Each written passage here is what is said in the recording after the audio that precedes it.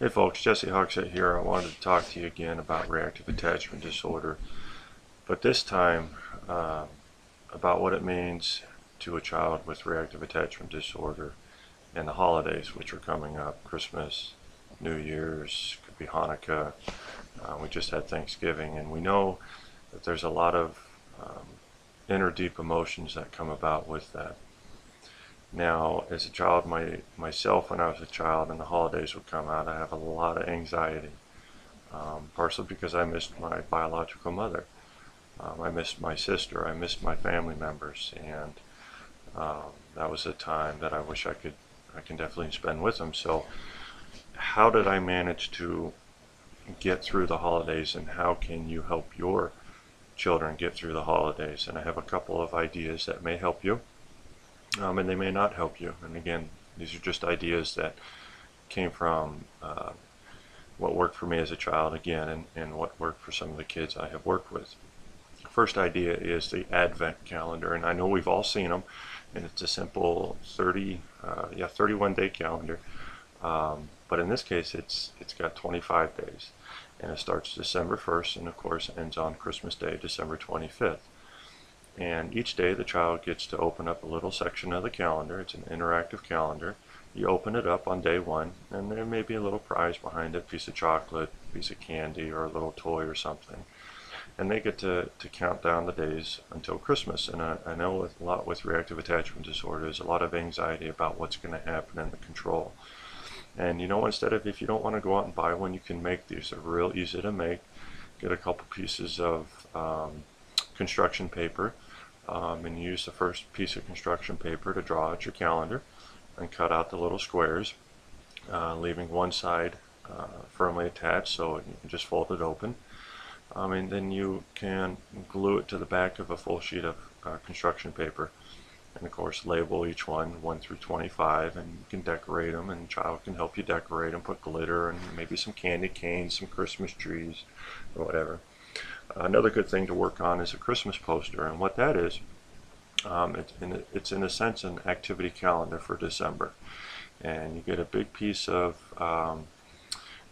cardboard or presentation foam that you'd find at the hobby store. You can go to Walmart or CVS or Walgreens or wherever, and it's usually the real big poster boards.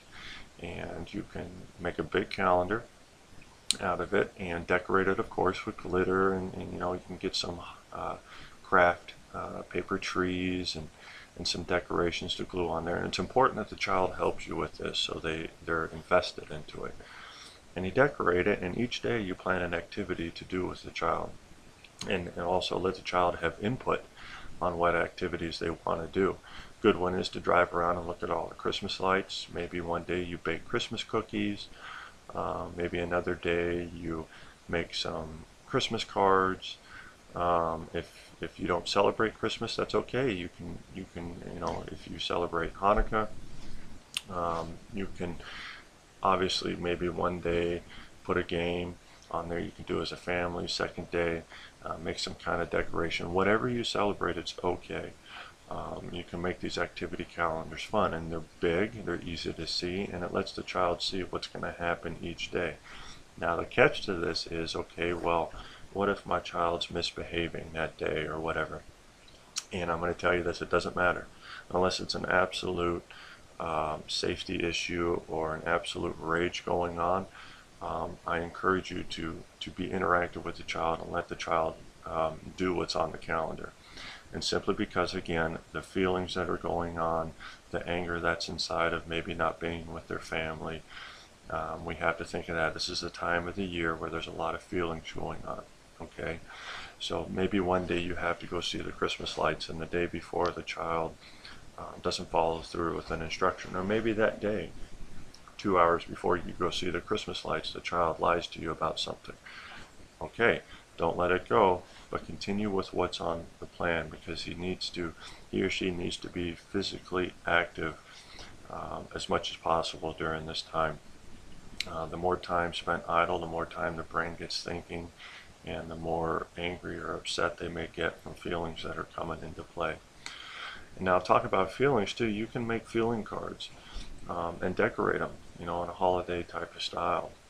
You get construction paper, cut them out, put happy, sad, frustrated, mad, draw pictures on them to show what the feeling word means.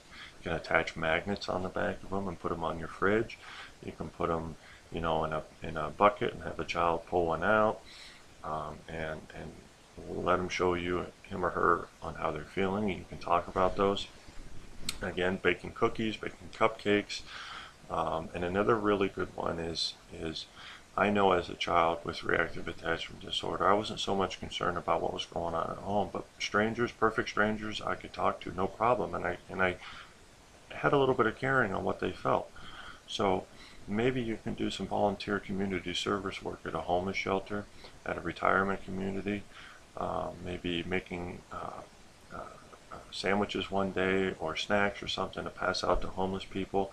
I think that if you show the child, you know, the real meaning of Christmas or whatever, about giving and helping each other out, that will definitely let them see a different side of what's going on, and help them see more to be thankful for in their life. Okay. Also, remember their actions. Their actions speak louder than words, and you have to be especially focused on this time of year. So if they're acting out, if they're angry, if they're secluding themselves in the room more than usual, and you know a little bit of their history, and maybe they're still in contact with their bio family, maybe they have a sister who's not living with them, make it a point to say, hey, I know what you're going through, or I empathize with what you're going through. Let's talk about it. If they don't want to talk about it, that's fine. Give them a little journal they can write in and maybe show you later. Okay, it's very important that you make it available to them and open to them to talk about how they're feeling during the holidays. Also, you can do activities of making stuff for their siblings, Christmas cards, holiday cards. Maybe they're into arts and crafts. Maybe they'd like to make a little dough ornament. And that's real easy to do. You make dough, the recipe's online. You put it in the oven to bake it real hard, take it out. Make sure you put a hole in the top first before you bake it, so you can put the little ribbon or whatever you want to put on it to hang it on the tree. And then you can decorate it with Mod Podge. You can decorate it with paints or glitter or whatever, and that's something they can make to give as holiday gifts or Christmas gifts to their family members. If they're worried about what's going on with the bio family, and if it's okay for them to have contact with their family, try setting up maybe a day pass. Maybe they can talk on the phone. Maybe they can make Christmas cards and mail them. Very, very important, again, that you realize what's going on in these children's lives during this time. And again, listen to them. Use your active listening skills. Okay, empathize with what they're going through. Get down on their level. Be very clear and simple with your instructions. Okay, and I will tell you, a lot of this does work. Okay, and find some kind of activity you can do with them that they would enjoy, that you can do together. Okay, that has nothing to do with what's going on in their life. Keeping them active is #1 key. Thank you.